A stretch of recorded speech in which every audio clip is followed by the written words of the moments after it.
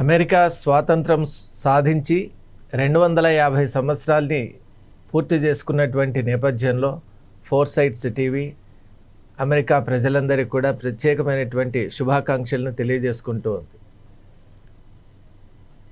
దాదాపు అమెరికాకు స్వాతంత్రం వచ్చిన తర్వాత అనేక రకాలైనటువంటి చరిత్రల్ని మనం చూసాం.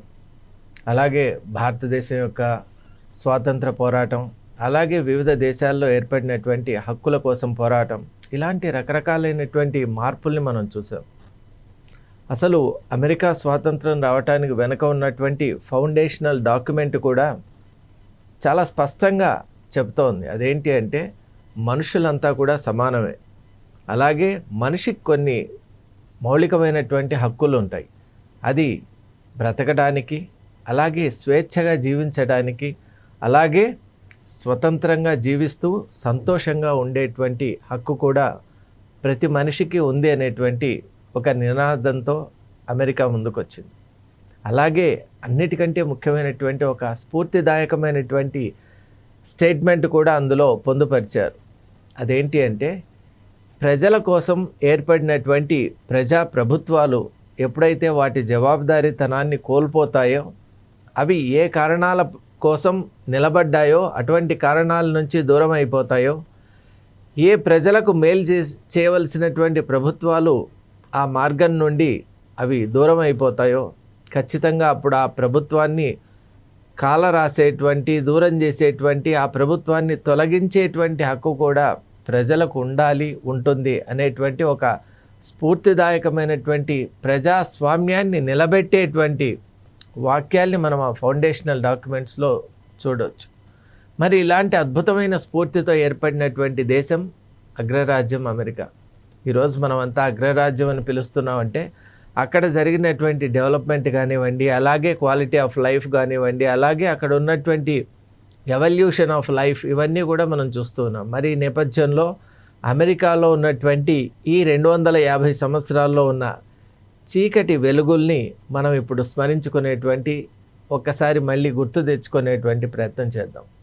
అమెరికా అనగానే అసలు మన మనసుకు అదొక అద్భుతమైనటువంటి ఒక దేశం అని, అలాగే ఆపర్చునిటీస్ కానివ్వండి, విద్యకు కానివ్వండి, అలాగే సృజనాత్మక శక్తికి కానివ్వండి, అలాగే మనలో ఉన్నటువంటి నైపుణ్యాన్ని తీర్చిదిద్ది నలుగురు ముందు ప్రవేశపెట్టి తద్వారా యావత్ ప్రపంచానికి తెలియజేసేటువంటి ఒక అద్భుతమైన ప్లాట్ఫామే అమెరికా అని మన మనసుకు అనిపిస్తుంది. అది తప్పు కూడా కాదు. ఎందువల్ల అంటే అమెరికా అటువంటి ప్రయోగాలు చేసింది, అటువంటి సక్సెస్ కూడా ఇచ్చింది. మరి ఆ సక్సెస్లో భాగంగానే మనం చూసాం, అసలు ప్రపంచంలో అద్భుతమైనటువంటి యూనివర్సిటీస్గా మనం పేర్కొనేటువంటి మనకు హార్వర్డ్ యూనివర్సిటీ కానివ్వండి, స్టాన్ఫర్డ్ యూనివర్సిటీ కానివ్వండి, MIT కానివ్వండి, ఇలాంటి అద్భుతమైన విశ్వవిద్యాలయాలను అక్కడ చూసాం. అలాగే చాలా ప్రైవేట్ యూనివర్సిటీస్ కూడా ఉన్నాయి. They are also excelling in basic science and technology, liberal arts, ఇలాంటి వాటిలో చాలా ప్రాముఖ్యతను అవి సంతరించుకున్నాయి. మరి ఈ నేపథ్యంలో విద్య విషయంలో, ముఖ్యంగా వైద్యం విషయంలో కూడా అమెరికా గణనీయమైనటువంటి ప్రగతిని సాధించింది. మన అందరికి కూడా పరిచయమే ఉంటుంది. 60s, 70s ఏదైనా కనుక తీవ్రమైనటువంటి వ్యాధి, అలాగే ఆర్గాన్ ట్రాన్స్ఫర్ కానివ్వండి, ట్రాన్స్ప్లాంటేషన్ కావాలి అంటే ఖచ్చితంగా అమెరికాకు వెళ్ళటం, అక్కడ ఇటువంటి ట్రాన్స్ప్లాంటేషన్స్ చేయించుకోవటం ఈ మధ్య వరకు కూడా, అలాగే ఇప్పుడు కూడా కొనసాగుతూ ఉంది ఈ ట్రెండ్. మరి ఈ నేపథ్యంలో వైద్యంలో జెనెటిక్ ఇంజనీరింగ్ కానివ్వండి, అలాగే ఇప్పుడు ఉన్నటువంటి AI రిలేటెడ్ అంటే రోబోటిక్ సర్జరీస్ కానివ్వండి, ప్రెసిషన్ బేస్డ్ సర్జరీస్ కానివ్వండి, మైక్రో సర్జరీస్ కానివ్వండి, వీటన్నిటిలో అమెరికా అద్భుతమైన ప్రగతిని సాధించింది. అలాగే క్వాలిటీ ఆఫ్ లైఫ్ను పెంచడానికి ఇన్సూరెన్స్ స్కీమ్స్ను రిలేట్ చేస్తూ అక్కడ ఉన్నటువంటి ప్రజలకు ఎటువంటి లోపం లేకుండా చూసుకునేటువంటి అనేక రకాలైన సదుపాయాలను ఈరోజు అమెరికా ఏర్పాటు చేస్తుంది. అలాగే మనం విద్య, వైద్యం మాత్రమే కాకుండా మనం చూసినట్టయితే ఇక టెక్నాలజీలో అమెరికా ఫోర్ఫ్రంట్గా నిలబడి ఉంది. దానికి కారణం అక్కడ ఉన్నటువంటి అద్భుతమైనటువంటి ఆ టెక్నాలజికల్ ఈకోసిస్టమ్ అనే చెప్తారు. అంటే అక్కడ ఉన్న ఆలోచన శక్తి, అలాగే ఆలోచన శక్తిని ఒక అవకాశంగా మార్చుకోవడానికి అక్కడ చక్కటి వ్యవస్థలు ఉన్నాయి. వాటి ద్వారా మనకున్నటువంటి కళను సాకారం చేసుకునేటువంటి విధానాలు అక్కడ ఉన్నాయని ఇక్కడి నుంచి వెళ్ళినటువంటి వాళ్ళు కానీ స్థానికంగా ఉన్నటువంటి నిపుణుల యొక్క అభిప్రాయం. అంటే ఒక ఈకో సిస్టమ్ను వాళ్ళు ఎన్వైరన్మెంట్ను అలా డెవలప్ చేశారు. అందువల్ల ఈరోజు మనం చూసాం మైక్రోసాఫ్ట్ ఎలా వచ్చిందండి. అసలు బిల్ గేట్స్ డిగ్రీకి వెళ్ళక ముందే ఆయన తన యొక్క సృజనాత్మక శక్తిని నమ్ముకొని ఆ రోజు ప్రోగ్రామింగ్ అలాగే ప్రజలందరికీ కంప్యూటర్స్ను చేరువ చేయాలి అనేటువంటి ఒక సత్సంకల్పంతో ముందుకు వచ్చారు. ఆ సత్సంకల్పానికి ఊతమిచ్చింది అమెరికా. ఈరోజు మనం చూసాం మైక్రోసాఫ్ట్ ఏ స్థాయిలో ఉందో. అలాగే వివిధ కంపెనీలు ఈరోజు మనం చూస్తున్నటువంటి ఫేస్బుక్ కానివ్వండి, అంటే మెటా కానివ్వండి, అలాగే రకరకాల కంపెనీలు, ఈవెన్ మనం చూసాం ఇప్పుడు ప్రపంచంలోనే ట్రిలియనర్ అయినటువంటి మస్క్ యొక్క కంపెనీస్ కూడా ఎలా ఆవిర్భవించాయి, అవి ఎలా అభివృద్ధి చెందుతున్నాయి. అలాగే ఆటోమేషన్తో వ్యవహరించేటువంటి కార్స్ కానివ్వండి, టెస్లా కంపెనీ గురించి మీ అందరికీ తెలిసే ఉంటుంది. అలాగే అమెరికా కూడా ఫోర్డ్ అలాంటి ఇప్పుడు కార్ కంపెనీస్ కానివ్వండి ఎంత నిబద్ధతతో ఉంటాయో మన అందరికీ తెలుసు. అంటే అమెరికా బ్రైటర్ సైడ్ ఎప్పుడైతే మనం చూస్తున్నామో అక్కడ వాళ్ళలో పని పట్ల వాళ్ళకు ఉన్నటువంటి ఒక డిగ్నిటీ ఆఫ్ లేబర్ అంటాం. అలాగే వాళ్ళకు పని పట్ల ఉన్నటువంటి ఒక డివోషన్ కూడా మనం చెప్పొచ్చు. అంటే they are purely connected to their work. మిగతా ఎటువంటి డిస్ట్రాక్షన్స్ లేకుండా ఆ పని చేసేటప్పుడు మాత్రం వాళ్ళు ఇచ్చేటువంటి 100% ఫోకస్, అలాగే ఒక విషయాన్ని అయిపోయేదాకా వాళ్ళు చేయగలిగినటువంటి సామర్థ్యం, అలాగే శ్రమించే తత్వం, ఇవన్నీ కూడా ఉండటం వల్ల ఈరోజు అమెరికా ఒక అగ్రగామిగా అయింది. అలాగే మనం చూస్తున్నాం ఆ దేశంలో ఉన్నటువంటి స్పోర్ట్స్ విషయంలో కూడా మనం చూస్తే అమెరికా ఒలింపిక్స్ ఇలాంటి మేజర్ కాంపిటీషన్స్లో కూడా ఎన్ని పథకాలు గెలుచుకుంటోంది. అలాగే అక్కడ ఉన్నటువంటి ఆ స్ప్రింటర్స్ కానివ్వండి, మిగతా అథ్లెట్స్ విషయంలో, అలాగే డిఫరెంట్ స్పోర్ట్స్లో కూడా అమెరికా ఎలా ఎక్సెల్ అవుతోంది మనం చూస్తున్నాం.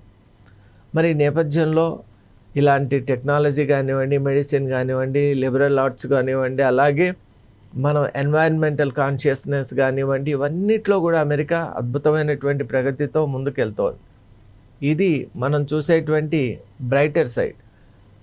ఇంకొకటి, అమెరికా ఎంతోమందికి ఆశ్రయం ఇచ్చింది. దాంట్లో ప్రధానంగా భారతీయులు, చైనీయులు కూడా ఉన్నారు. అంటే మన ఏషియన్ జైంట్స్ అయినటువంటి ఇండియా అండ్ చైనా కూడా ఉన్నారు. ముఖ్యంగా మనం ఒక స్టాటిస్టిక్ని, ఇంట్రెస్టింగ్ స్టాటిస్టిక్ కనుక మనం తీసుకున్నట్టయితే 1970వ సంవత్సరం మనం తీసుకుంటే అప్పుడు కేవలం 55,000 మంది భారతీయులు అమెరికాలో ఉండేవారు. ఇప్పుడు ఎగ్జాక్ట్లీ ఒక 55 years లేటర్ అనుకోండి, ఇప్పుడు 2025-26 స్టాటిస్టిక్ మనం తీసుకున్నట్టయితే 55,000 ఇండియన్స్ ఇప్పుడు 55 లక్షలుగా మారిపోయారు. అంటే సంఖ్య అనేటువంటిది అంత అప్స్కేలింగ్ అయింది. మరి ఈ నేపథ్యంలో భారతీయులు కూడా అక్కడ ఉన్నందుకు వాళ్ళు తమ వంతు కృషి చేశారు. ఇన్ఫ్యాక్ట్ ఉన్నటువంటి అక్కడ కమ్యూనిటీస్లో భారతీయులు అంటే విశ్వాసానికి పెట్టింది పేరు, ట్రస్ట్ వర్దీనెస్, అలాగే కఠోర శ్రమ, అంటే సివియరెస్ట్ ఫార్మ్ ఆఫ్ హార్డ్ వర్క్. మిగతా ఎవరు ఇమాజిన్ చేయలేరు. అంటే గంటల తరబడి వాళ్ళ యొక్క పనిలందు నిమగ్నమయ్యేటువంటి శక్తి భారతీయులకు ఉంది. ఇంకొకటి, మన క్రియేటివ్ పవర్ అనేటువంటిది విశ్వవ్యాప్తంగా కూడా పేరుంది.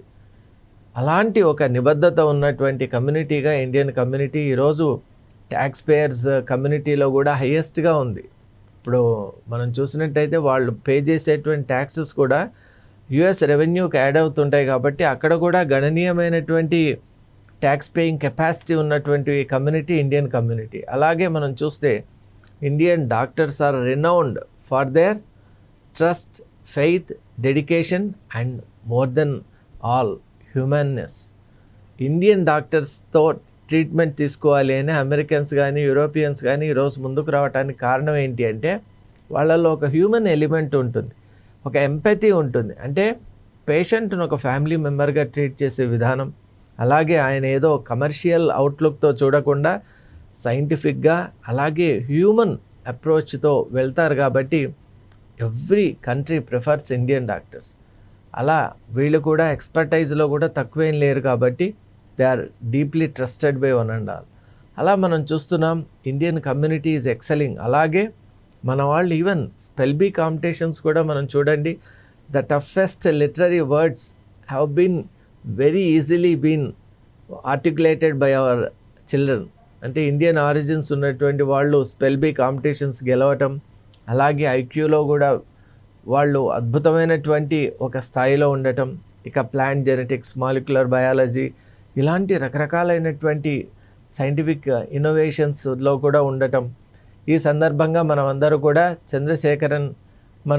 చంద్రశేఖర్ను కూడా మనం అందరూ స్మరించుకోవాలి. ఎందువల్ల అంటే ఫేమస్ ఇండియన్ అమెరికన్ ఆస్ట్రోఫిజిసిస్ట్.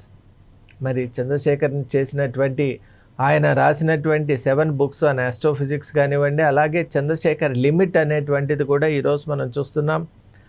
ఒక స్టార్ విషయంలో అది బ్లాక్ హోల్ మారటానికి ముందు ఉన్నటువంటి ప్రీ కండిషన్స్ గురించి ఆయన రీసెర్చ్ చేశారు.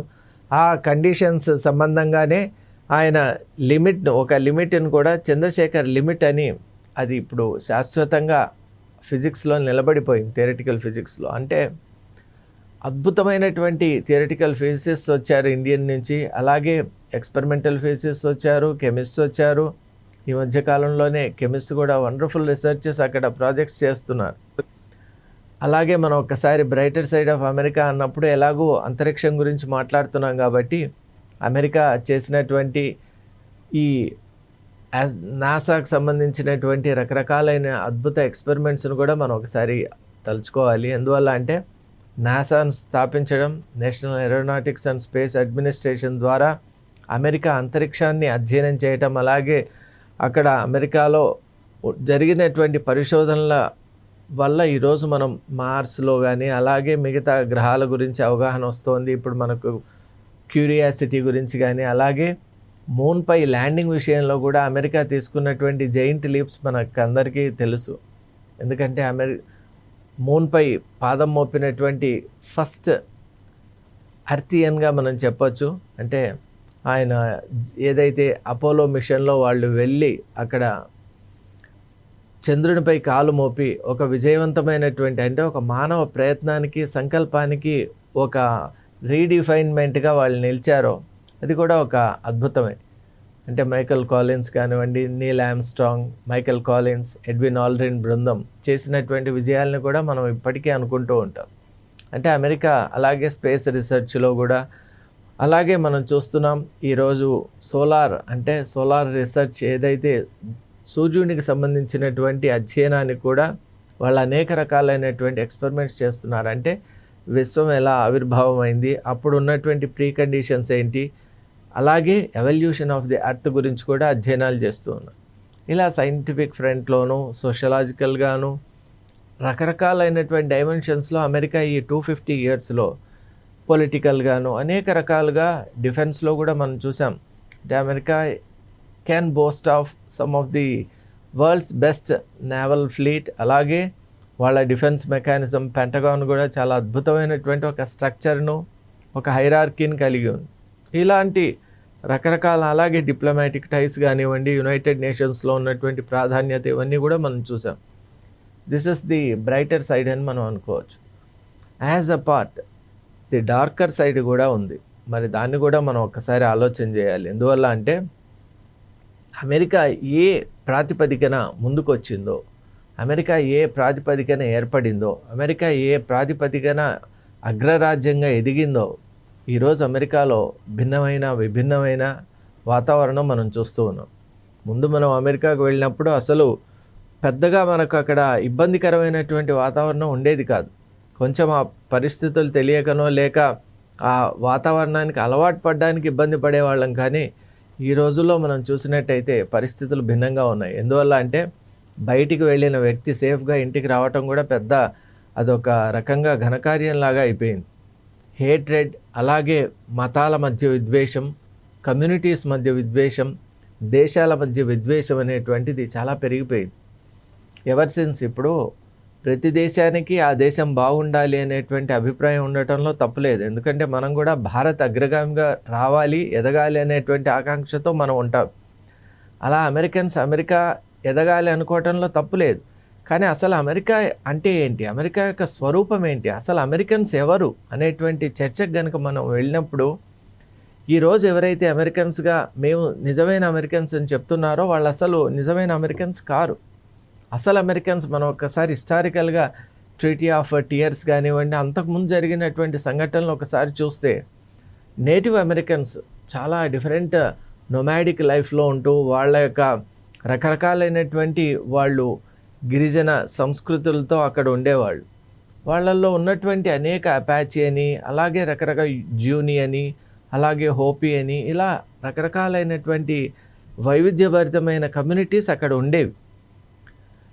వీళ్ళు ఈ ప్రవాసంగా వచ్చినటువంటి విదేశీ వలసలు రావటానికి ఎన్నో వేల సంవత్సరాల ముందు నుంచే అక్కడ యునీక్ ఒక కమ్యూనిటీ, అలాగే వాటికి ఒక చరిత్ర, వాటికి ఒక సంస్కృతి ఉండేది. వాళ్ళను రెడ్ ఇండియన్స్ అని అప్పట్లో పిలిచేవాడు. అయితే ఈ వలస వచ్చినటువంటి వాళ్ళు ఆ మిసిసిపి నదికి తూర్పు భాగంలో అద్భుతమైనటువంటి సారవంతమైన భూములు ఉండేవి. అలాగే అక్కడ వనరులు, అలాగే అక్కడ ఉన్నటువంటి ఖనిజాలు, వీటన్నిటిపై దృష్టి పడ్డటువంటి ఈ వలసదారులకు అక్కడ స్థానికంగా ఉన్నటువంటి వాళ్ళపై ద్వేషం కలిగి వాళ్ళను దూరం పంపించారు. అంటే ఈస్ట్ కోస్ట్ నుంచి వాళ్ళని వెస్ట్ కోస్ట్కి పంపించారు. ఆ సందర్భంలో ఎంత పెద్ద మారణ హోమం జరిగిందో మనకు చరిత్ర చాలా సాక్ష్యాలతో సహా చెప్తోంది. అంటే వేలాది మంది అక్కడ చనిపోయారు, లక్షలాది మంది గాయపడ్డారు. అలాగే వాళ్ళలో చాలామందిలో ఆత్మవిశ్వాసం అనేటువంటిది వెళ్ళిపోయింది. ఇక మనం ఉండలేమనేటువంటి ఒక భావనలోకి, అంటే సైకలాజికల్గా అటువంటి ఒక భావన తెప్పించారు. ఈరోజు మనం చూస్తే అమెరికా మొత్తం ఆ టోటల్ దీంట్లో వాళ్ళ వాటా 3% కంటే తక్కువ ఉంది అంటే మనం ఊహించవచ్చు.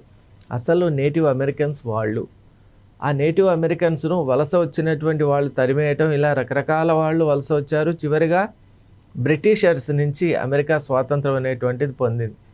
అమెరికన్స్ ఫస్ట్ తమ హిస్టరీని తెలుసుకోవాలి, అప్పుడు నేటివ్స్ ఎవరు అనేటువంటిది అర్థమవుతుంది. ఇక ఎవరైతే ఈరోజు నేటివ్స్గా చెలామణి అవుతున్నారో వాళ్ళల్లో చాలామంది 90% యూరోపియన్సే. వాళ్ళు మేమే అమెరికన్స్ అని, మేమే అసలైనటువంటి ఈ అమెరికాకు చెందిన వాళ్ళం అని ఈరోజు చెప్తున్నారు. కానీ that is not the truth. అసలైన అమెరికన్స్ రెడ్ ఇండియన్స్. మిగతా కమ్యూనిటీస్ కూడా ఉన్నాయి, కానీ వాళ్ళను ఎటో మార్చేశారు, వాళ్ళకు ఒక ఐడెంటిటీ లేకుండా చేసేశారు. ఈరోజు మరి అమెరికాలో మనం చూస్తున్నాం, స్థానికులు కాని వాళ్ళు మేము స్థానికులని చెప్పుకుంటూ మిగతా వాళ్లను, అసలు అమెరికా ఎదగడానికి కారణమైనటువంటి కమ్యూనిటీస్ చాలా ఉన్నాయి. మనం కేవలం ఇండియా అని మాత్రమే చెప్పడానికి రాదు. ఒకవైపు చైనా ఉంది, మరొక వైపు డిఫరెంట్, ఇప్పుడు మనం చూసినట్టు యూరోపియన్ కంట్రీస్ వాళ్ళు ఉన్నారు, అలాగే డిఫరెంట్ మిడిల్ ఈస్ట్ వాళ్ళు ఉన్నారు, అలాగే ఆఫ్రికన్ కంట్రీస్. ముఖ్యంగా మనం చూస్తే అమెరికాకు ఒలింపిక్స్లో వచ్చిన మెడల్స్ అన్నీ కూడా ఆఫ్రికన్ అమెరికన్స్కే వచ్చాయి. కాబట్టి మనం అలా డిఫరెంట్ కమ్యూనిటీస్ యొక్క కూటమి, అమాల్గమేషనే అమెరికా. మరి అమాల్గమేషన్ అనేటువంటి ఆ భౌతికమైన మౌలికమైనటువంటి విషయాన్ని ఈరోజు అమెరికా మర్చిపోయి తాను కేవలం ఓన్లీ వైట్స్ ఆర్ అమెరికన్స్ అని అనుకుంటోంది. అలా కలర్ డిస్క్రిమినేషన్, జెండర్ డిస్క్రిమినేషన్, అలాగే రిలీజియస్ డిస్క్రిమినేషన్, ఇలా డిఫరెంట్ డిస్క్రిమినేషన్తో హేట్రెడ్ అనేది పెరిగిపోతోంది. మరి అమెరికా చరిత్ర కూడా ఫౌండేషనల్ ప్రిన్సిపల్స్కు దూరంగా వెళ్ళిపోతూ ఆర్మీని ఎప్పుడైతే తాను ఒక అగ్రరాజ్యంగా ఎదిగిందో మిగతా దేశాలపై కూడా కన్నేసి ఆధిపత్యం కోసం అక్కడ ఉన్నటువంటి, అంటే ఎవరైతే ఫేవరబుల్గా ఉంటారో వాళ్లకు వెన్నుదన్నుగా ఉంది, ఎవరైతే ఫేవరబుల్గా లేరో అటువంటి ప్రభుత్వాల్ని కూడా అక్కడ తొలగించేటువంటి ప్రయత్నం చేస్తూ వచ్చింది. మనం ఇలా చూసినట్టయితే చరిత్రలో 77 సార్లు అమెరికా అలాంటి ప్రయత్నాలు చేసింది.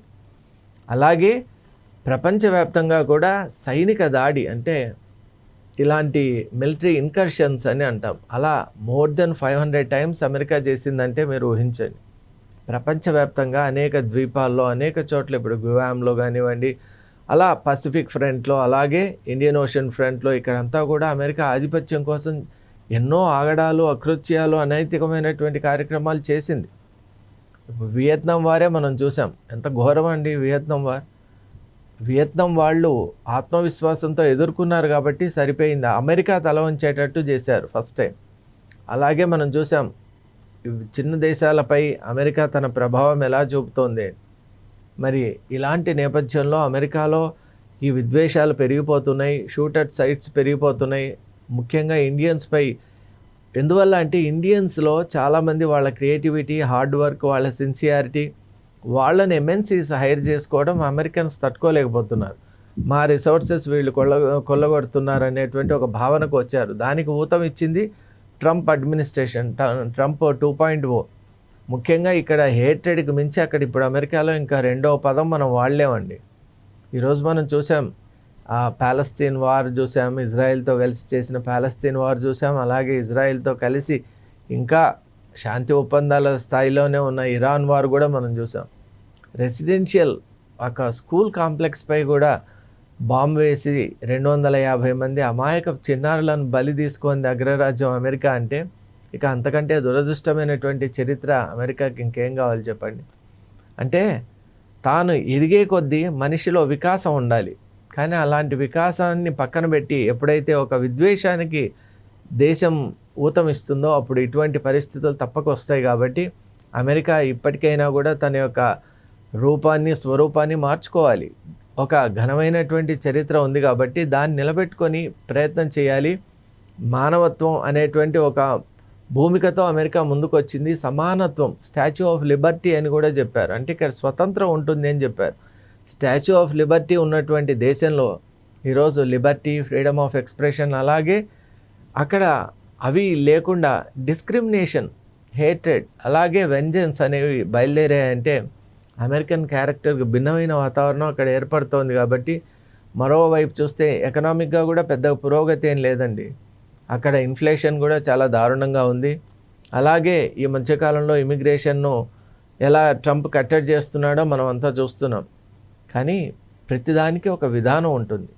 ఆ విధానాన్ని మరిచిపోయి ప్రవర్తిస్తే ఖచ్చితంగా ఆ దేశానికి ఉన్నటువంటి మంచి పేరు పోవడమే కాదు, ఫ్యూచర్ కూడా ఉండకుండా పోతుంది. కాబట్టి అమెరికా ఇప్పటికైనా కూడా కళ్ళు తెరవాలి. తాను ఏ ఫౌండేషనల్ ప్రిన్సిపల్స్ పైన అమెరికా నిర్మించుకునిందో దాన్ని ఒక్కసారి గుర్తు చేసుకోవాలి. అలాగే అన్ని కమ్యూనిటీస్ యొక్క అమాల్గమేషనే అమెరికా అనేటువంటి ఒక విషయాన్ని మర్చిపోరాదు. ఈ మధ్యకాలంలో డొనాల్డ్ ట్రంప్ ఒక ఎగ్జిక్యూటివ్ ఆర్డర్ కూడా ఇచ్చారు, అమెరికన్లో పుట్టినటువంటి బర్త్ రైట్ సిటిజన్షిప్ను కూడా అబాలిష్ చేయాలి అని. కానీ thankful to the supreme court of US చాలా చక్కటి ఒక తీర్పు ఇచ్చారు. ఆ తీర్పు ఏమన్నారంటే అమెరికాలో పుట్టినటువంటి ఏ శిశువుకైనా కూడా ఆటోమేటిక్గా బర్త్ రైట్ సిటిజన్షిప్ అనేది వర్తిస్తుంది, దాన్ని తొలగించడం అన్కాన్స్టిట్యూషనల్ అని ఒక వెర్డిక్ట్ ఇవ్వటం నిజంగా అది హర్షణీయం.